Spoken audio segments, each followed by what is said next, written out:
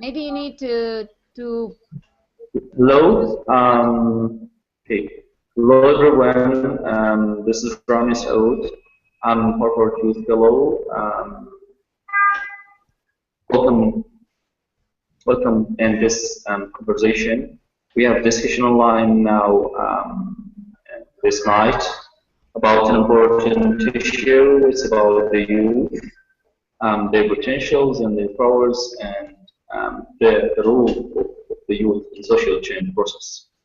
Now we have expertise from different countries in the world, from different regions, and we will talking with them, we will listening to them, to their opinions and their ideas about identifying the spaces for youth in social change process.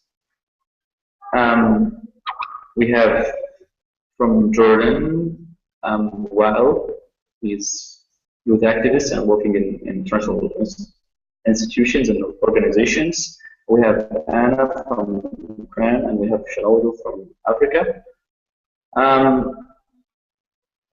We will start with some questions, key questions, as an introduction for our topic, and we will listening to the voices of these expertise, the voices of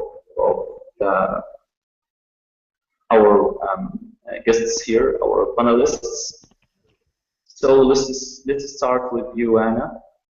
Please feel free to introduce yourself and to make introduction about our topic. Hello. My name Anna Tostuha. I'm from Ukraine. I work on local level in the eastern part of Ukraine, and I work with organization, civil society organization, Social Partnership Center. In this organization, I work with youth, and like my area of professionality is non-formal education. So we conduct a lot of educational programs for youth, and like as you see, I have some experience, and I would like to share this experience with my colleagues. And today we will talk about space where youth can be heard, space where youth can be like very influential. So like I think in the next round we will talk more about it, because even in such countries like Ukraine, when we have war, real war, even when we have very like, a lot of things that are happening now, we have a lot of opportunities to.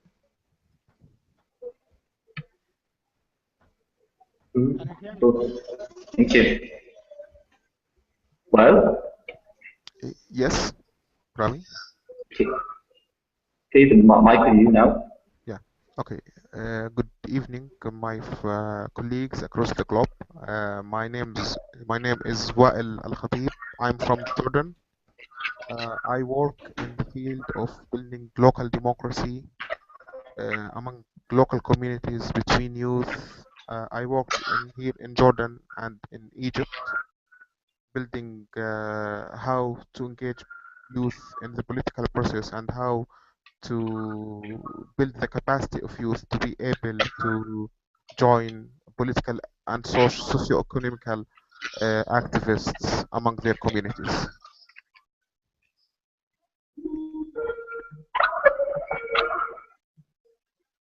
Okay, but if you can make an introduction to Yeah, today, okay, no, tonight like I'll talk a bit about Jordan, about the situation of youth in Jordan, and how youth represent themselves, and what are the challenges are facing those youth, and what we mean when we say spaces, what we mean by these spaces, and the chances of youth to be represented and to have their appropriate role in their communities.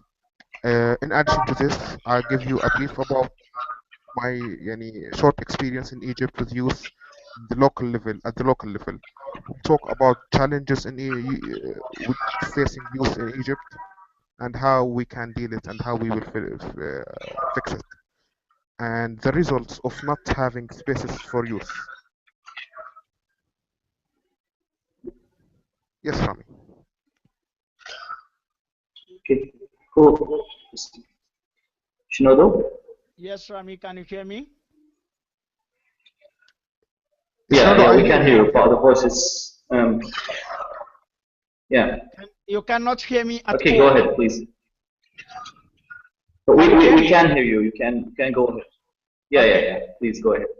All right. Ekwalo Chinedu Thomas is my name. I am a member of the World Youth Movement for Democracy Leadership Board. I actually have concerned myself in assortment of ways in addressing matters that specifically affect the youth.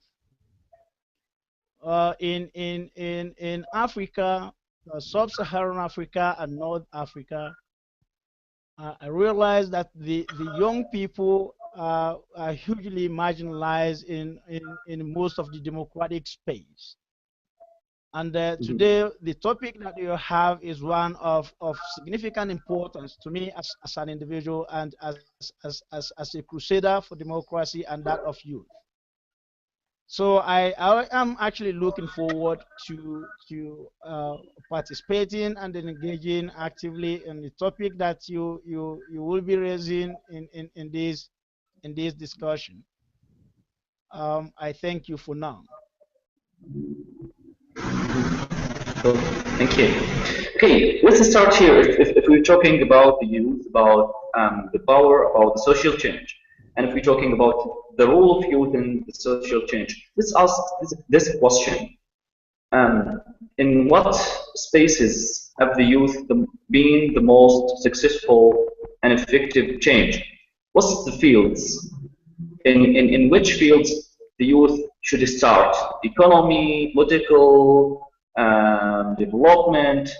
So let's start with Anna. In what spaces the youth should start with to have a social change, to start the story, and to start fighting to reach their goals and their dreams.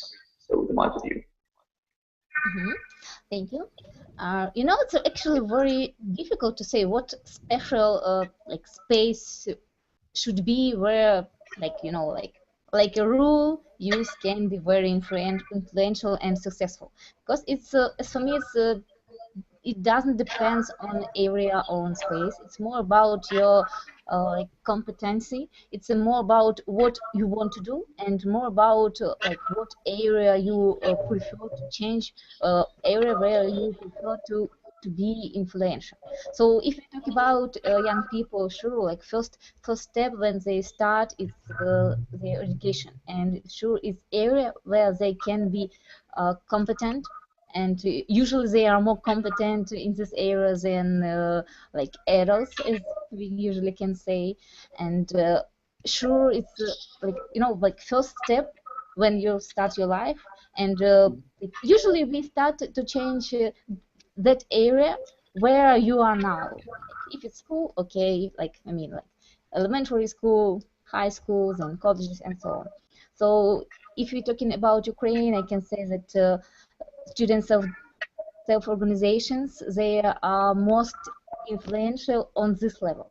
And for example, now we have a new law about changing and reforms in higher education, and it mostly based on experience of students organizations, and they move forward this law because we have a lot of challenges on this way, and as we call adults, I mean like teachers and professors in university who very accustomed to the old system, they like do a lot of problems to move this process forward. So sure, in this area young people can be very influential, and it's area when you can see the results. But it doesn't mean that it's just like this one area. It's like where you can be influential. It's, as I have said, it depends what you like, what you want to do, and about your area of competence. If you're talking about space, and like I have a lot of other things I will share it a bit later. But as for me, you can start from area you like and area where you want to be professional.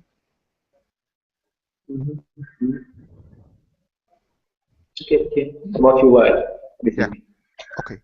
First of all, let us ask ourselves if youth in our region have the opportunity to participate or to being effective and doing successful change. This is the first questions what we should ask ourselves. The second thing that what we mean by spaces. If we mean the spaces of freedom of speech, having freedom of speech for those youth, or the geographic spaces where they can meet and express themselves and speak out and talk and discuss. I think that in Middle East and in a country like Jordan, that the most important thing for youth to think about and to work on it at local level, building their capacity on the local level, then going to next step, which is the national level. I think youth in Jordan have been done with most initiative, social initiatives like local councils and work in advocacy campaigns. This is the key or the window where we can enter the and answer this question actually. Uh, Concerning Egypt, I think that there are many initiatives and campaigns have been done by youth in a small scale level in a governorate called Fayoum in the south of Egypt. Uh, I think that youth in Jordan, they do not have the chance to enter politics and to be represented in the political level. That we have challenges, political challenges, we have educational challenges, we have legislation challenges. That in Jordan you are not allowed to be candidate to enter the parliament if your age is under 30. So this is an example about the challenges what facing youth in our region. Uh, the fears from political parties, that we have culture of fears because of the martial law. You know that in Jordan has been under the martial law for like more than 3 decades. So people and young people in the universities, they feel that they are afraid being engaged with political process that which will affect their study in a negative way. Sorry, marginalization. Youth have many kinds and styles of marginalization when we talk about political and legislative levels. Yes, Rami? Okay, Yeah, okay, this is a brief. okay. Yeah, you can continue You and know, I come back. oh, yeah, yeah, you can go ahead. Yeah. Can hear you. Yeah. Okay. Hello? Yes, please. Yeah. You advise me to go ahead. Yeah, yeah. Please go ahead. Okay. Yeah. For me, I think in terms of space, I think what is quite important to take note of is what actually constitutes a space. Okay, Mm-hmm. and when we are talking about space or talking about the youth space, why are we so particular about what constitutes a space that actually the youth should operate? I am looking at areas that actually constitute the society, the environment in which we live in. And I realized that every single component, every single unit of human existence is too important a field, too important a space that young people should actually be allowed to operate. Matter of both national and international importance has always been around allowing them or not, or them not being allowed. Well was talking about law. I think law has a huge amount of responsibility in the both political marginalization and the economic deprivation that young people across the globe are currently going through. For me, we need to become securitizing actors, because it is only at that point that we become relevant in every aspect of human endeavor. Young people have to become securitizing actors. And how do they go about that? In the first place, I think we have to begin to develop modalities that will ensure that every young person is educated to the tertiary level. Education is important, not necessarily to become literate, have the ability to read and write. I am talking about education that trains the mind and the character of a human person, especially the young people, the youth.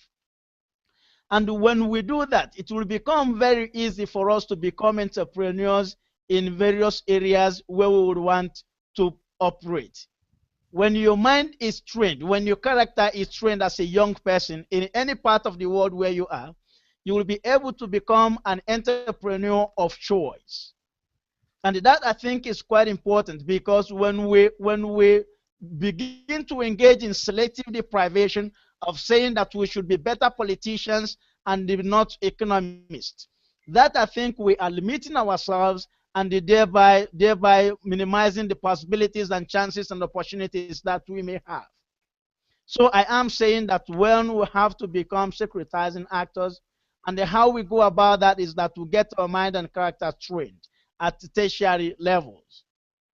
We also need to become entrepreneurs, because in so doing we become drivers of our economy. We become economic drivers and we become innovators in different business environments. There is nothing that stops young people from becoming political leaders in their relevant countries.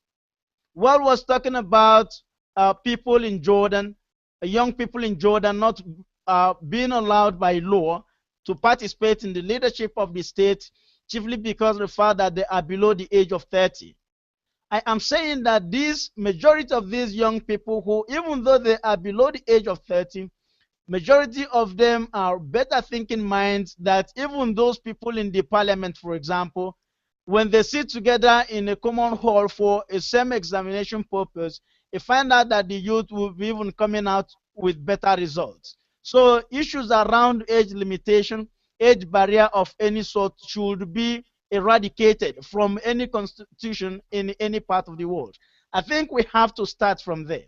One of the biggest reasons why we are still experiencing problems, even in areas like Egypt, where the young people were dissatisfied with the autocratic regime that actually have prevailed in that country for quite some time, even when they toppled that government or they facilitated the overthrow of Mubarak, the old people have again picked up the power. They have picked up the leadership. We did not see any young person coming out to contest for the president of that country after the uprising in Egypt. We did not see any young person coming up to become the president in Tunisia after the uprising in Tunisia. Neither did we experience any in that of Libya. I am talking about these areas because they become a huge component of our history in a given era.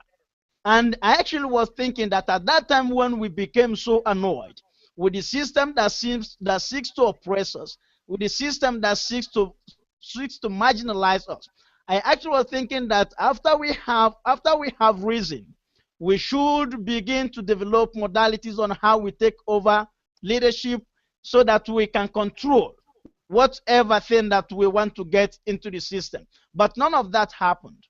That did not happen chiefly because of the fact that the constitution of that country did not allow you as a young person to become the president, for example.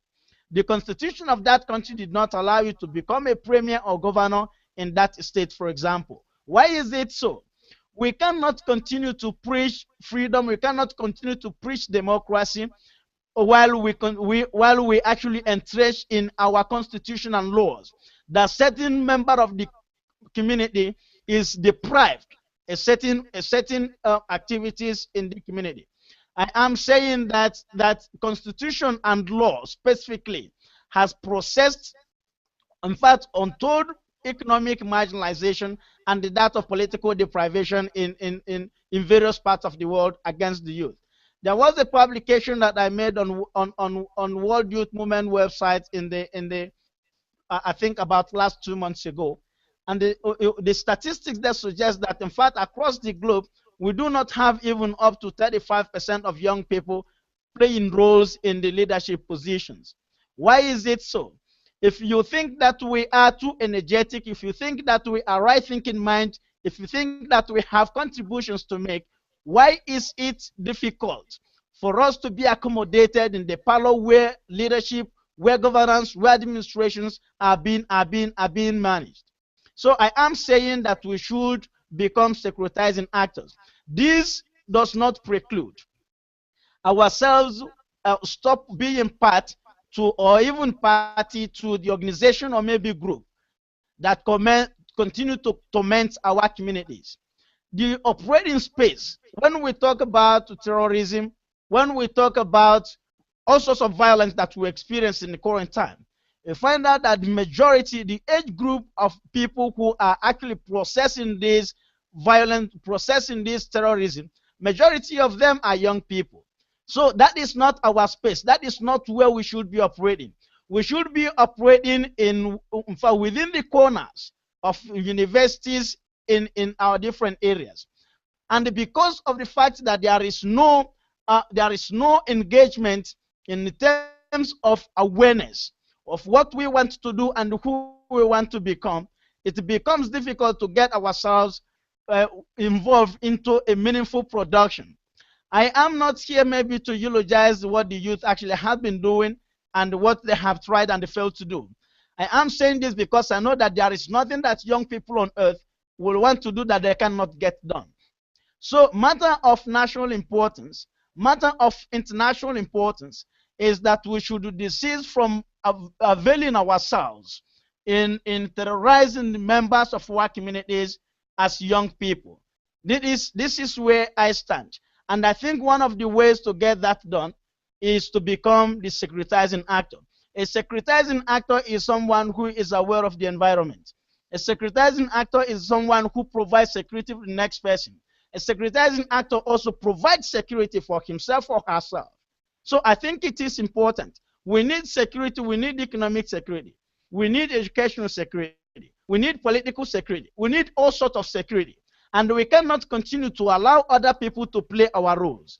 I am saying that we should take over, starting from the amendment. Let the agitation be around the inclusion of young people in the leadership position and in all aspects of human engagement.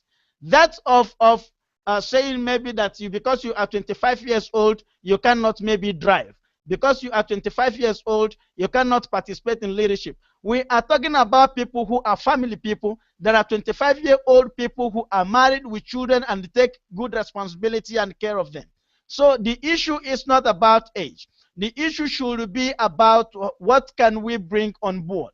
And I am saying that we have a lot to bring about in terms of total development of our nations.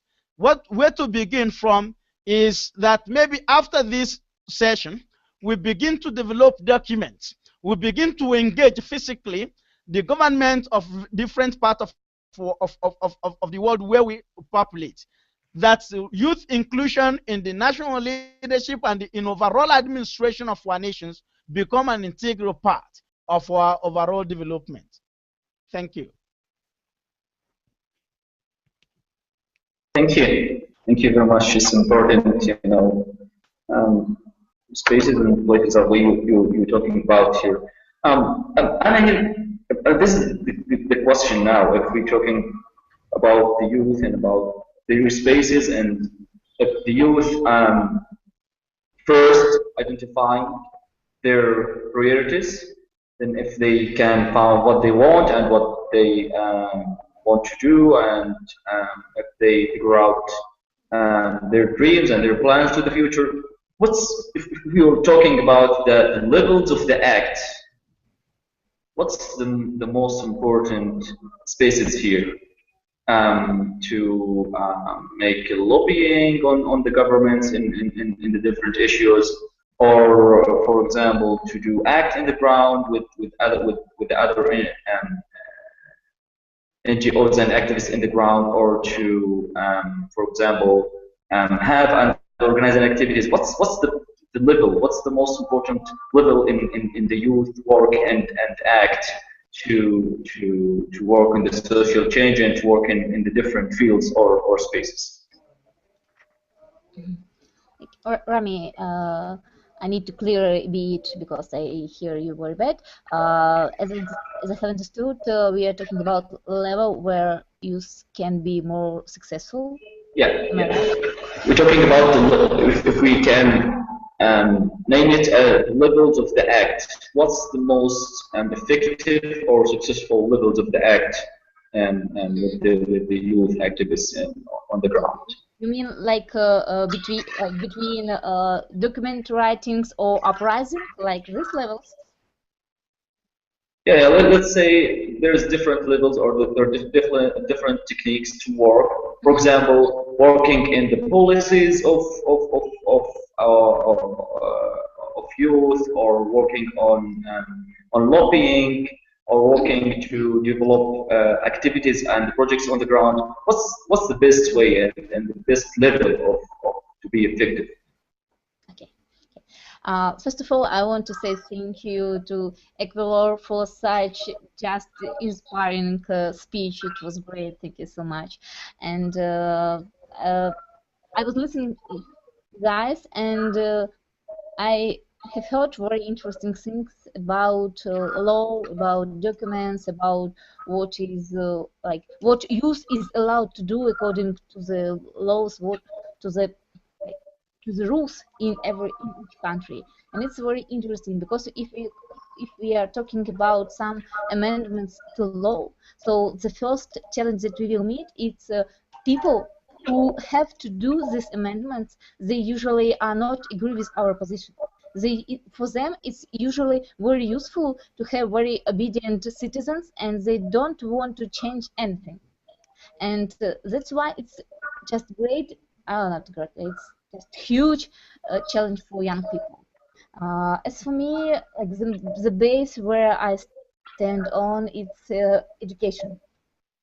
And only after like very big like time of educational programs, young people can be good in some area where they can be professionals, and only after it, if they are concerned citizens, they can make these changes. But it's not just like I want to change like higher education. I have prepared some document. Take it, pass it, please, and we will do it together. Usually, if we are talking about countries where we have some problems in communications between young people and like politicians, for example, we talk about like problems like about broken communicating system, and we are talking about problems when adults, I don't like this word word adults, but like it's how we can understand, I mean, like all politicians or people of old system, and we talk about if we talk about them, we should realize in every step of our activity, we should realize that usually they don't want to help us, but there are some tools that we can use, and they so much different. And I'm not sure that if we will prepare some document and we will like give it to our politicians, they will just pass it and everything will be okay. No, but we should be aware of every laws that we have in our country. So we should have very good competence, and I have talked about it in the beginning. And as for me, the most like the most value for young activists, it's persistence. We should insist.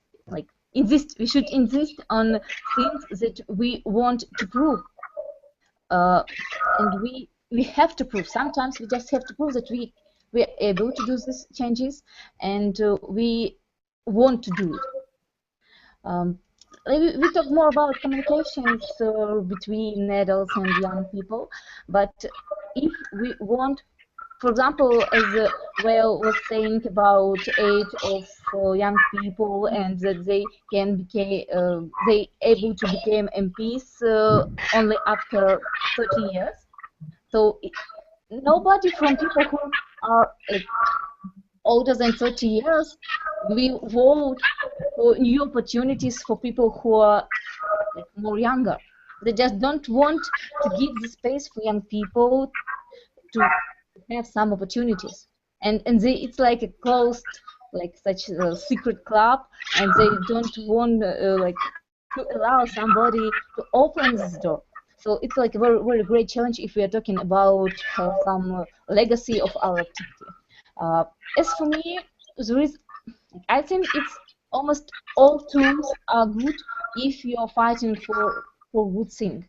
If we are talking about like some terrorism and so on, we should instead that there is also young people who firstly were not so bad. They also were some some years ago they were just children who became such like very cruel people. Why? As for me, and maybe I don't know situations in all countries very good, but as if we are talking about my country, Yeah. and we have such problem in Ukraine, we talk about people who don't have enough opportunities in age when they were very young. So people have like young people need these opportunities. They want to implement something. They want to be good in some areas where they have these talents. So we are talking about some like very, I know, virtual things. But if we give such opportunities to young people, they will be more powerful in future. And if we give these opportunities when they were young, like children, they will become good people. Because usually it's bad people, like bad people. Usually children become bad when they were hurt in the earliest years. So we just need to give these opportunities. We just need to give more information, and we just give opportunities to learn more and more. It's, no, like as I have said, my area not in education, so I stand in this position, and that's it. Okay. Thank you. Thank you. Yeah, thank you. We need to give the youth the opportunity and the informations. But while here, Yeah. can the youth see the available spaces to them? Can they see these spaces, uh, these available areas to them to make the change? Or they cannot see anything. They just work here and there, and just without any organizing. Can the youth have this ability to see the spaces to them?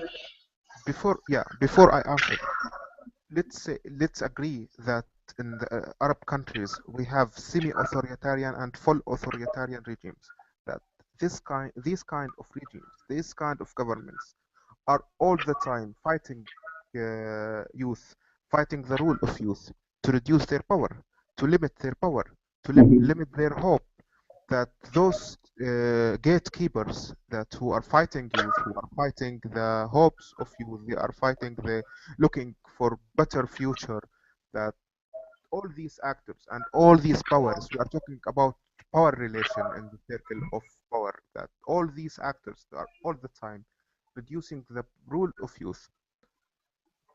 Why? Because you know that the traditional way of leadership, they want to keep holding this way of leadership, this way of father and son relationship, not institutionalized relationship.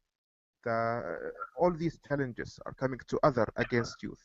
Maybe media reduced the image of the role of youth in demonstrating and in participating in demonstrations, in so-called Arab uprising in Tunisia, in Egypt, on several Arab countries. But unfortunately, that real act of this group of youth is not on the ground. as I said, because of these powers, these gatekeepers who are fighting the rule of youth. I think that we should provide fair chances of representation for those youth. Teach them how to create councils, how to create coalitions, how to speak up.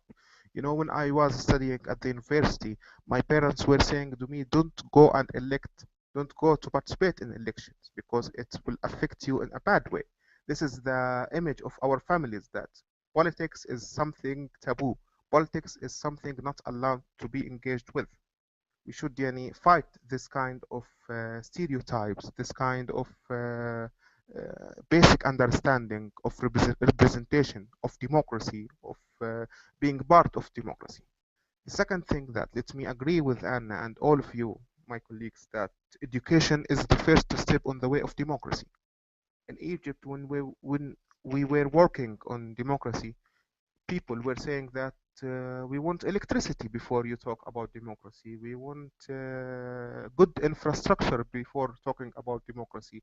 We want finding jobs and fighting unemployment before talking about democracy, about the principle of democracy.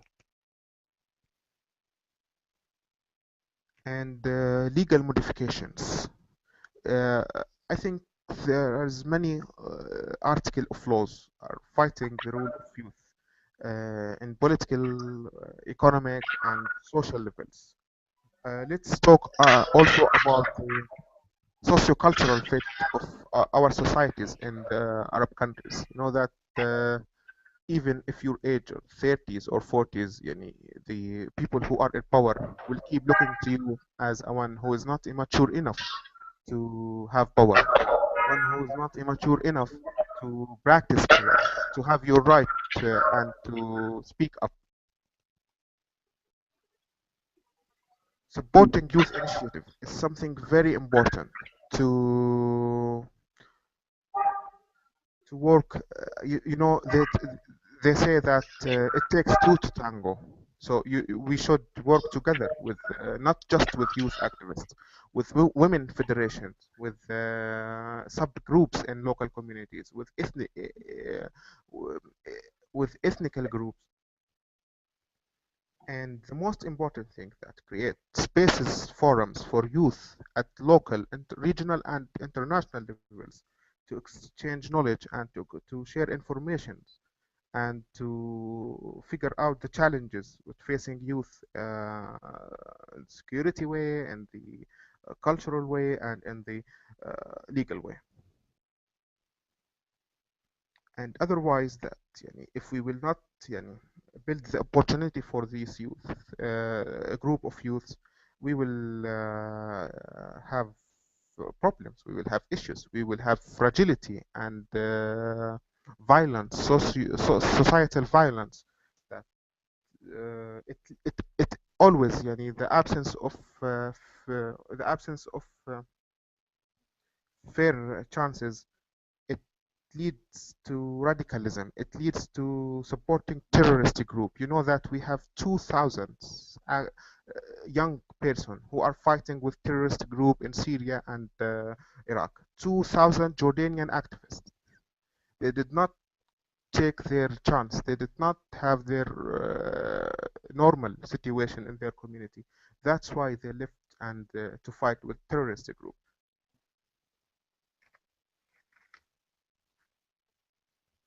When we talk about Egypt, we have seen thousands of youth activists on the streets demonstrating and talking very high, in a high level. But now we are not saying those on the TV shows. We are not saying youth and the legislations rooms. We are not saying you. We are not seeing you those youth in the media. So the absence of their rule and the absence of representation. This is the whole thing about the most important things with facing youth in the Arab region.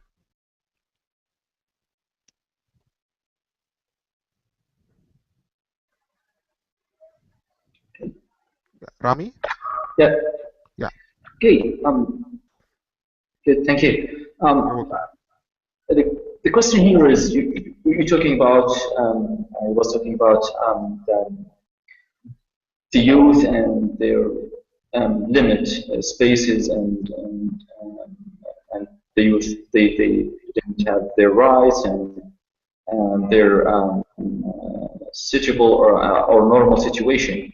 But equal here, the question is if the youth cannot fight or cannot work to have and to have their rights and their spaces and their role in the ground. It's a problem. So how they can deal, how the youth can deal with the classic powers, let's say the governments as a partners, how they can escape the conflict between them and between their governments and the effective powers in the grounds and in the countries, how they can work with these institutions, these deep countries, to in a normal situation to make the change. Is it to me, Rami? Yeah. Okay. In terms of making arrangements to have some sort of change, positive change, in any society where you have politicians who are traditionally dictatorial in their programs, in their mission and visions and orientation, I think it will be particularly as difficult as using baskets to fetch water to get that done. The conversation around how to lobby, conversation around how to discuss, conversations around how to agree together to move forward. I think this actually has, in fact, this has been around since most countries, especially in Africa, obtained their democracy. Even over there in Europe, in Asia, in North America, and even in Latin America. I think when they began to have their sovereignty as nations, the arrangement, in fact, every nation come into existence with awareness of the presence of its youth. So the initial thought that informed the idea that the youth could be marginalized in the first place, in as much as it is ridiculous in every interpretation of that word, I feel that lobbying basically cannot bring about a great deal of change. Democratic space that we have in the present time, we have them chiefly because of the fact that there are social utility networks. Apart from that, we cannot access anything. If the meeting we are having today were to be financed by a state government that may be aware that we may say things that may not be very pleasing to the government, I put it to you that this meeting will not be holding, chiefly because of the fact that it does not favor them. And the majority of the thing that happens to someone who wants to be free, the thing that happens to a child who wants freedom, the thing that happens to a youth who wants freedom is not the same thing that happens to the one who is his or her captor. Way forward, I do not know whether it will be acceptable, but left for me, I will be saying that we actually have to mobilize. We'll be mobilizing towards overthrowing and taking over in all areas of the world where there is resistance in terms of inclusion of the young people in the leadership of the state, constitutionally speaking. We have to mobilize because lobbying and negotiations have made the powerful group appear as though they are cowards. The young people are the only set of persons in the world today with the capacity to turn everything around. Yet we come here and in any other fora where we have assembled, we claim and they cry that we have been marginalized. I think we are reducing ourselves to mere children, not necessarily even youth, because we have the power to unseat any sitting government. The army that you're talking about, majority of them are young people. The police that guide the nation, the majority of them are young people. Every people in the service of that nation, we have the youth. And why should we continue to lobby? For example, in country that has known what is democracy, known what is independence, maybe since 1920, 1910, for example.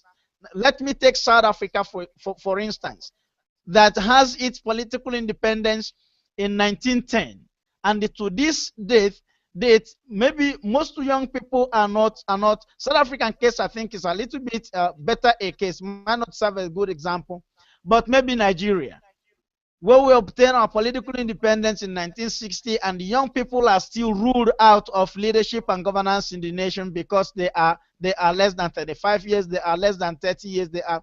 I think these things are ridiculous. What has to be done is that there has to be a mobilization that is aimed at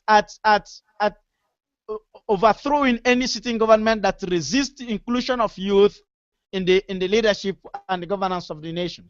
I am thinking that this would have a very important note to any nation in the world. One of the reasons why I am saying this is that currently thinking that we have more young people in the prisons than we have them in the universities. The old people would say, let the youth go to school. You go into university, you find out that you have less young people in the university, and you actually have more young people in the prisons. Why are they in the jails of the old people? Today we cry for ISIS. Tomorrow we'll cry for Boko Haram. Tomorrow we'll cry for Al-Shabaab. Majority of these people who actually are perpetuating this crisis and tormenting the societies are young people. Those soldiers you see walking around in the field shooting, majority of them are less than 35 years.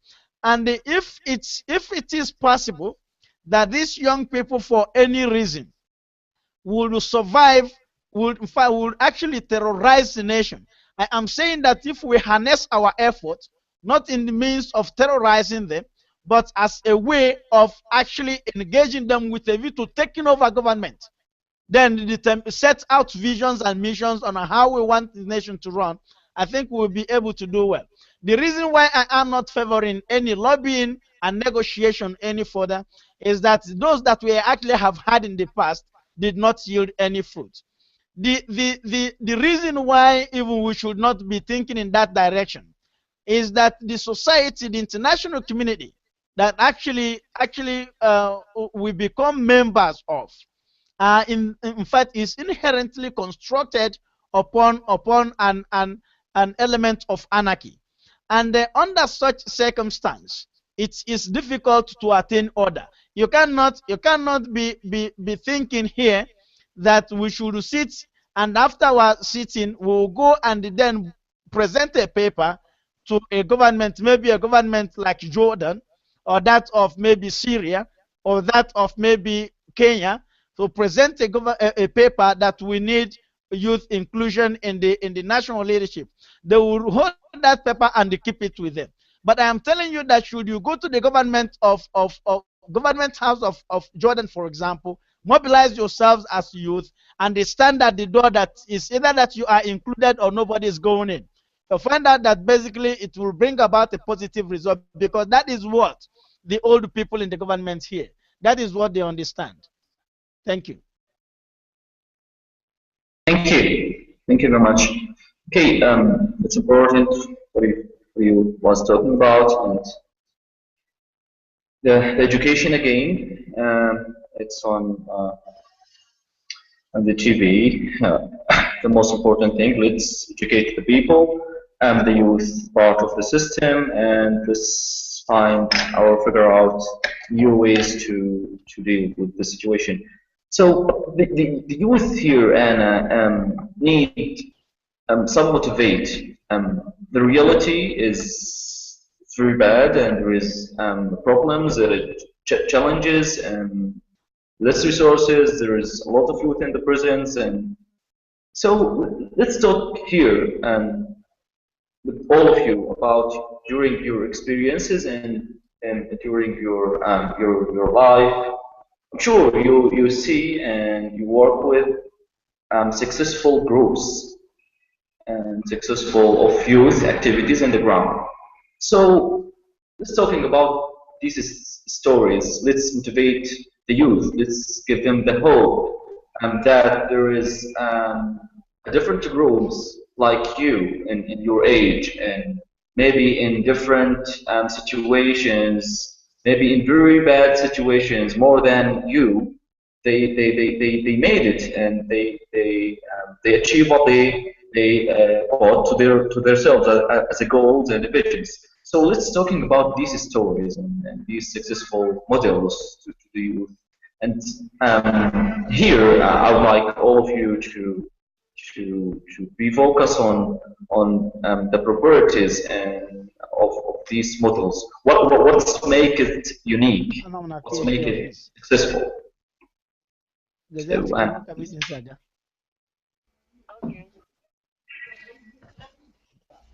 Okay. You know, like actually, while I was listening to guys, I was thinking about you know, like about peace in this world, about how many dictatorship systems are in the world, and you know, like every time when I compare the situation in different countries, sometimes you think, oh, I would like my country has such opportunities, or in another way, when you think that, oh, we are so lucky that we have really better situation. And you know, like when we talk about opportunity for today, I can say that in Ukraine we have just great, just awesome opportunities. But like only 1 year ago, it was just terrible dictatorship, and we had a lot to do, and actually we did it. I want to say to every young man and every young woman in the world that everything in your hands, and you should just be persistent, because it's only the way to be successful. You should do a lot. You should do a lot in communications. You should do a lot in education. You should try to negotiate with politicians, no matter what they will do, what they think, and so on. And it's very long way. There is no very short way. There is no way like you can just jump in the future or jump in some like you know, like we have some spiral of history, and you should go along this spiral. You can't just jump in few levels upper.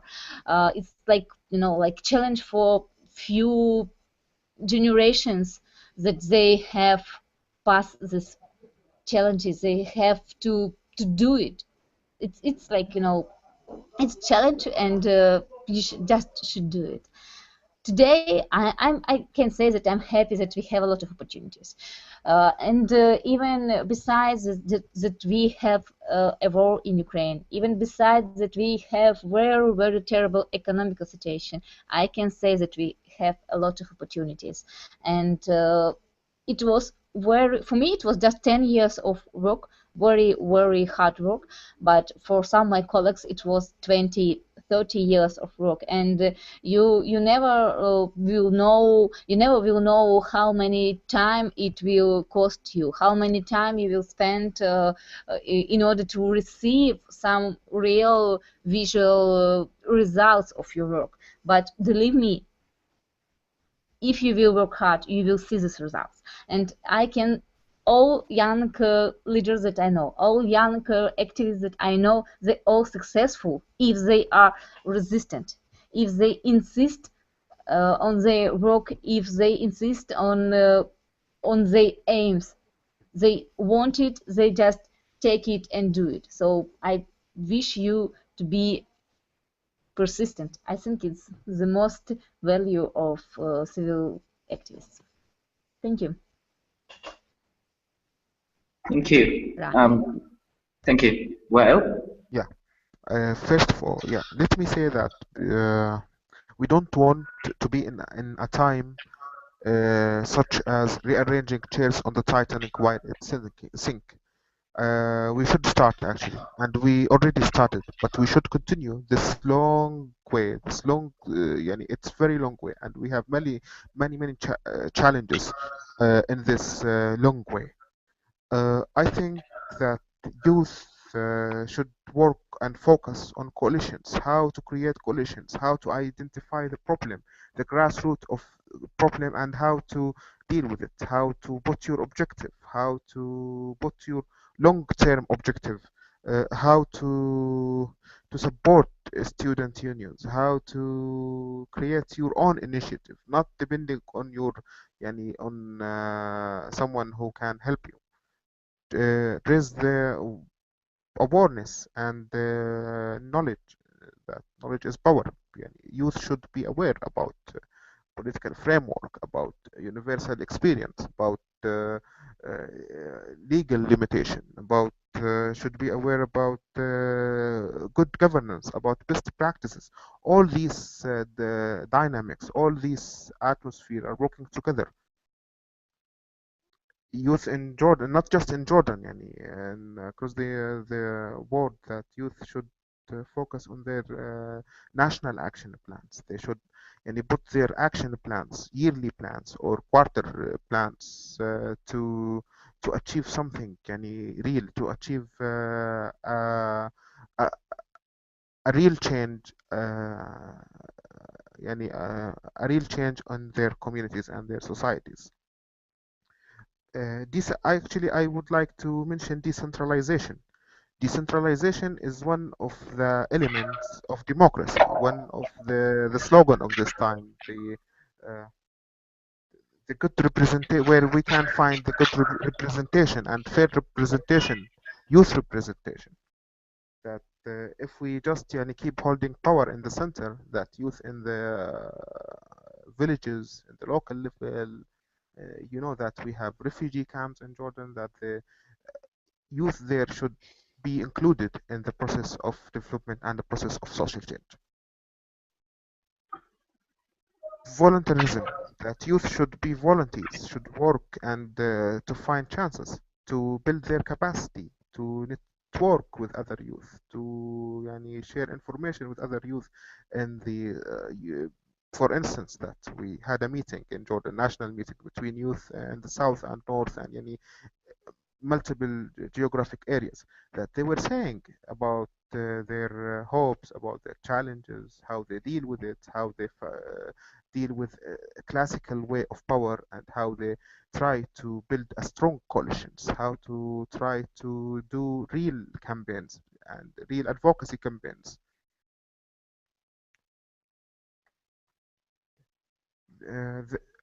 Actually, I would like to say also that we should let youth work more on practice simulations concerning democratic issues, like debate skills, like channels of dialogues between them, dialogue between youth and MPs, dialogue between youth and governmental official, dialogue between youth and their families, dialogue between youth from several places.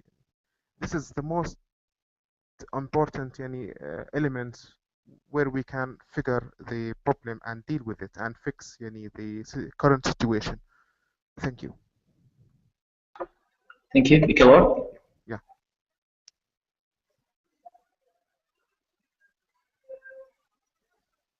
Hello? Yes, Ram? Hello? Yeah. Please go ahead. Hello? Yes, we Yeah, can we hear are you. hearing you. Okay. Do you want me to say, to make contribution? Yeah, it's the same question about the models and to motivate the youth, because if the youth see successful stories on the ground to people in their age, they will motivate and they will start their story. So if there is anything to motivate them, to any models any groups you meet them, I'm sure you have a lot of successful stories and Oh yeah. to, Oh yeah. yeah, Oh yeah. so please share it with us. Oh yeah. I think one of the to motivate the youth is the simplest thing any government actually can do. I feel strongly that they are demotivated chiefly because of the fact that they are excluded. Okay, and at that time when we become a community of people, and it look after one another as a nation, not excluding anyone because maybe he is under 25. I think at that point everyone will be motivated. The issue of the motivation of youth is not anything that they actually started by themselves. They were demotivated because of the fact that in assortment of ways, some of the things that they would want to do, they are discouraged from doing them by law. And as such, any further effort to get that activated is a violation of the Constitution, and it is capable of recycling that individual or that group to the dustbin of jails. So what we will be doing is that we should concentrate efforts on how to get our government to create an inclusive regime that answers to the needs of every individual. As youth, we may have what we could qualify as specific felt needs. Let those be interrogated, and may the findings of the studies of the needs of the youth be integrated into the national flag of leadership in our relevant countries. I have no doubt whatsoever that the demotivation in areas where we are demotivated is in like now, maybe when I want to become, like if I want to become the president of Nigeria today, I cannot, not because of the fact that I lack the capacity. I do not lack the capacity, but because I am not up to the age of 40, I cannot become president in Nigeria. Okay, what if that is what I have so desired, that maybe at the age of 25 I want to become the president of a nation, and I cannot because the law actually has actually prohibited me from doing that. I think it is one of the strongest instruments of demotivation that any individual can have. As a young people, I believe maybe we can harness our strengths by interacting more. Okay, having this freedom to move around and engage, share the views, and learn from one another. I think maybe by so doing, we may become aware around how people get things done. But I know that issues around motivation is beautifully anchored into the constitutional provisions of our nations. And what we will be doing is to get our government, if we leave this meeting today and they have this in mind, that we should get our government to include ourselves in the leadership of our nations, I think we actually have achieved a great deal. The problem is that we should be here, we'll make this conversation or have these discussions, we make arrangement that favors writing. Majority of these people do not actually read those documents that we send to them, and they are not even interested in reading them maybe later. What I think maybe we have to do is that we develop all the relevant modalities in terms of mobilization and the marching in physical persons to areas where the chains that holds our legs from moving are anchored, and they begin to destabilize and destroy them from those points. When I use the word destroy, let it not come across negative, because if for any reason you are being handcuffed for committing no crime, destroying of that handcuff, I think, is one of the most positive things that one can do. Let us unite. Let us in our different regions, let us in our different areas gather and begin to engage our government in physical units. Let there be youth groups, let there be youth organizations. I'm not talking about proliferation of youth organizations that are aimed at collecting money from government and then doing the yes sir, yes sir, yes ma'am responses to those government bodies. I am talking about a body that will be established with a view to mobilize and physically march down and get the inclusion. The selective deprivation is one of the worst elements that any reasonable government can institute, but they have it across the globe against the youth. What are we waiting? Because it is only when you are deprived that you do not have access to most of the things that you would want. And when you do not have what you want, you become frustrated. And when you become frustrated, you actually cannot be motivated. So under such circumstance, the first step would be to develop modalities to get ourselves reintegrated into our society. Because when we are selectively deprived in that sense, we are disconnected from the society. So let us be reintegrated into the society.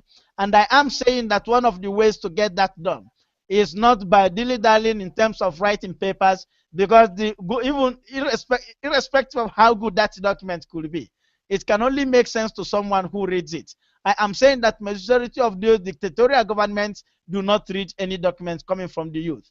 So let us mobilize, let us work in person, and let us talk to people who are holding us captive.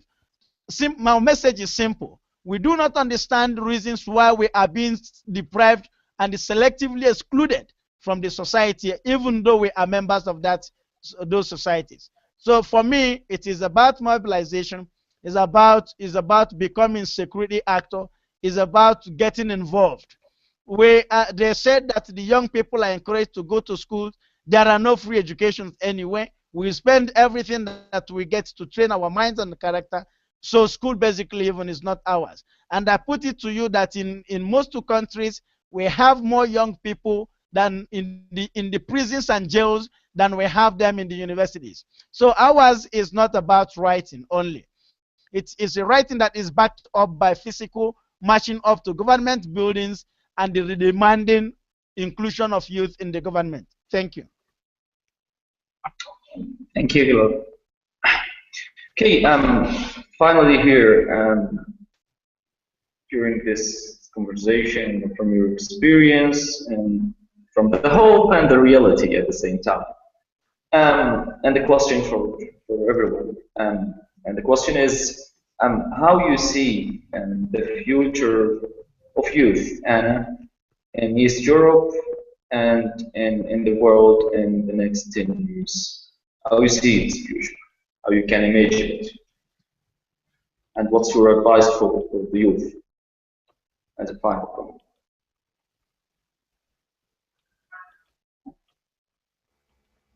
Anna? Okay, I can start, yes. Actually, very interesting question. It's difficult to identify, but like I just can dream, like I have a dream today, and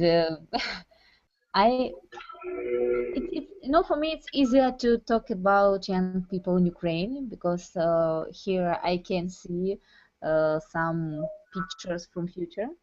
And maybe for young people in Europe, for me it's easier because it's my area, geographical area.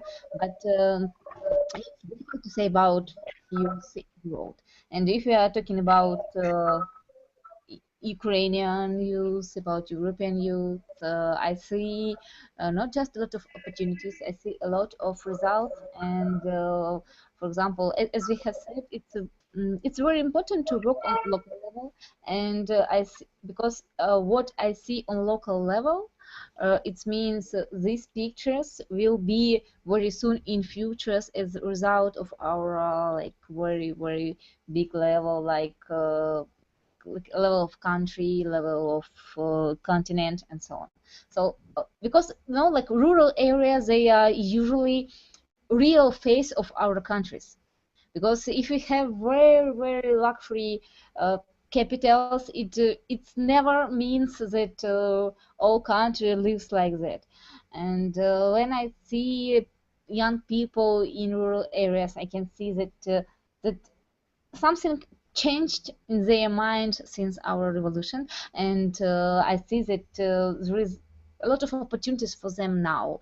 And actually, in 10 years, we will see real results of our revolution in 2014.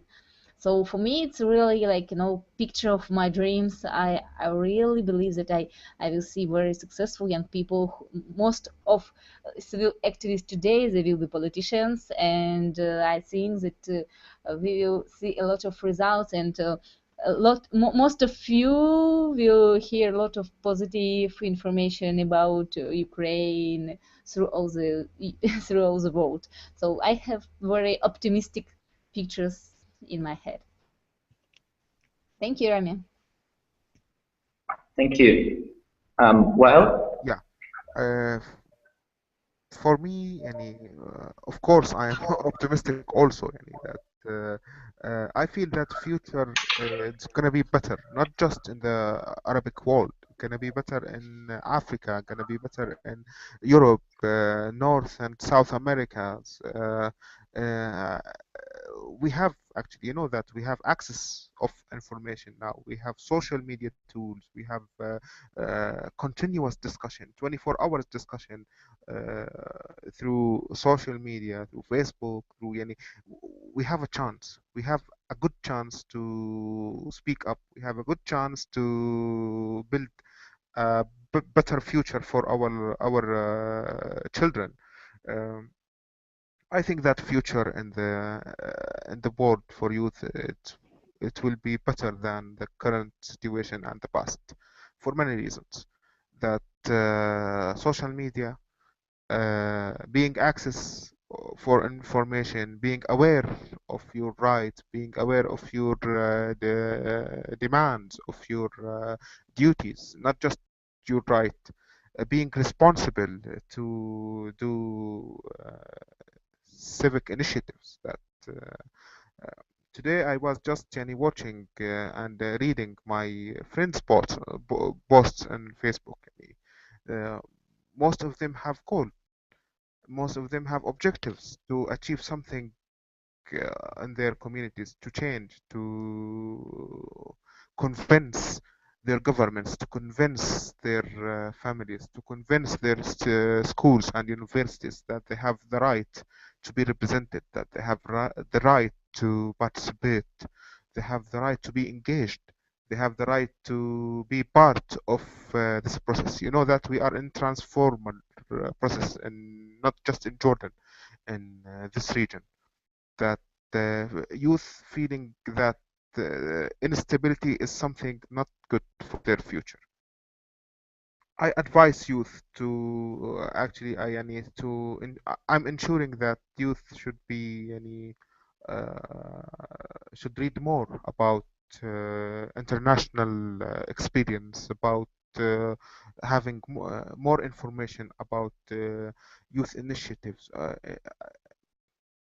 in X countries, being in contact with youth from a different backgrounds, from a different countries, from different cultures, to know that you are not the only one in the world. There is different ways of thinking. There is different opinion. There is different people beliefs, that all these beliefs, all these background, all these cultures should be respected.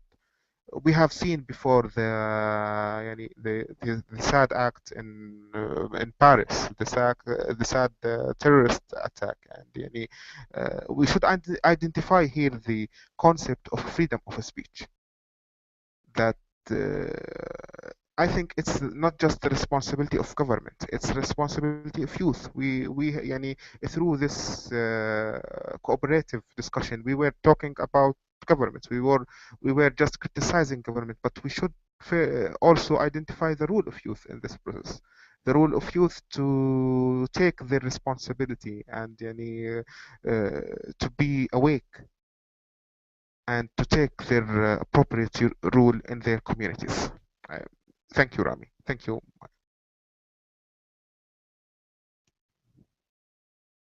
Hello? thank you. Yeah. Yeah. Thank you, Lord. Yes. Okay.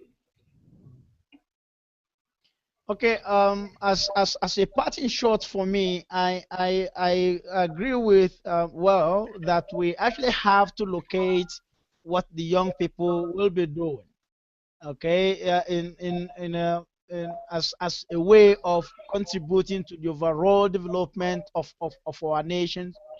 But I think that is dependent. That is chiefly dependent on the amount of recognition that we have.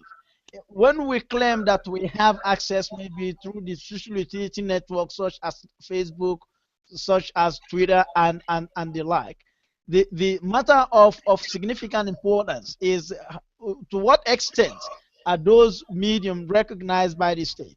So if we have access to those facilities and we are using them outside the confines of guiding rules and regulations of the nation, I think in areas is either that they constitute violation, or they even when they are they do not, they are not seen and addressed as such, they are not recognized. I am aware of countries in Middle East where Twitter and maybe Facebook were banned. This is not because maybe old people are using it. It is simply because of the fact that young people are getting into it and maybe using that to to organize themselves.